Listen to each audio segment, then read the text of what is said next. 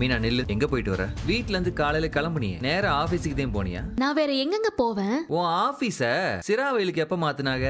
நீ காலையில ஒரு ஆட்டோல ஆபீஸ்க்கு போனல, அதே ஆட்டோல தான் ஆபீஸ்ல இருந்து சாயங்காலம் நான் வீட்டுக்கு வந்தேன். நீ காலையில எங்க போன, என்ன ஏதுங்கிற எல்லாத்தையும் தெளிவா சொல்லிட்ட. நீ எதுக்கு அவங்க வீட்டுக்கு போன? நீ எங்க போனது நம்ம வீட்டுக்கு தெரிஞ்சா என்ன ஆகும்? காலையில அவங்க எல்லாருமா சேர்ந்து என்னெல்லாம் பேசிட்டு போனாங்க, மிரட்டிட்டு போயிருக்காங்க. மீனா அவங்க வீட்டுக்கு போயிட்டு வந்திருக்க. நான் சும்மாலாம் அங்க போல. அப்புறம் எதுக்கு அங்க போன? மயிலக்கா போன் பண்ணிட்டே இருந்தாங்க, திரும்ப திரும்ப கூப்பிட்டுட்டே இருந்தாங்க. அங்க என்ன நடந்துச்சு? அவங்க ரொம்ப வருத்தப்பட்டு பேசினாங்க, அதான் ஆறுதல் சொல்லிட்டு வந்தேன். அம்புட்டு பெரிய துரோகம் பண்ணவங்களுக்கு ஆறுதல் ஒரு கேடா?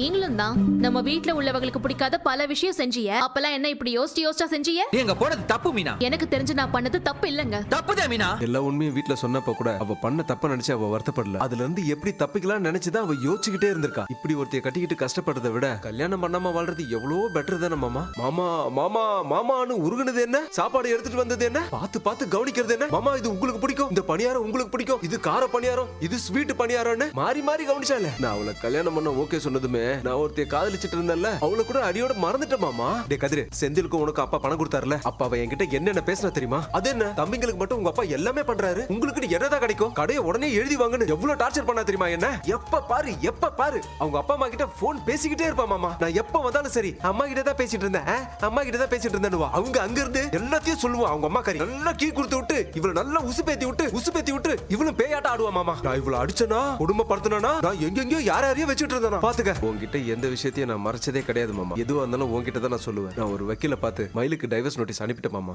ராஜி தரணுங்கப்பா. சரவணன் மாமா டிராவல்ஸ்ல இருக்காரு. வீட்ல இருந்தா மாமாக்கு ஏதாவது யோசிக்க தோணும்னு கதிர் தான் டிராவல்ஸ்க்கு கூட்டிட்டு போனாரு. எங்கடா போயிட்டு வரீங்க ரெண்டு பேரும்? அத்தை டிராவல்ஸ்ல தான் இருந்தாங்க ரெண்டு பேரும். சரி வாமா, எல்லாத்தையும் எடுத்து வைக்கலாம்.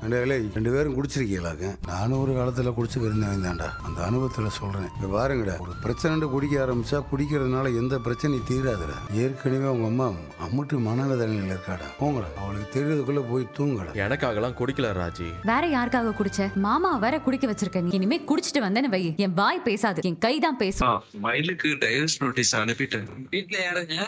தங்க மயிலுங்கிறவங்களுக்கு நோட்டீஸ் வந்திருக்கு. உண்மையாவே டைவர்ஸ் நோட்டீஸ் அனுப்பி வச்சுட்டாரு சார். ஐயோ ஐயோ ஐயோ, என் பொண்ணு வழிக்கு எப்படி நாசம் பண்ணிட்டாங்களே. வரதட்சணையா பணம் வாங்கிட்டு வா, சீர் வாங்கிட்டு வான்னு என் பொண்ணை டார்ச்சர் பண்ணி என் பொண்ணை அடிச்சு துரத்தி விட்டு கொடுத்துட்டு போகுது. ஒருத்தர் விடாம எல்லாரும் பேரும் எழுதி கேட்டாங்க.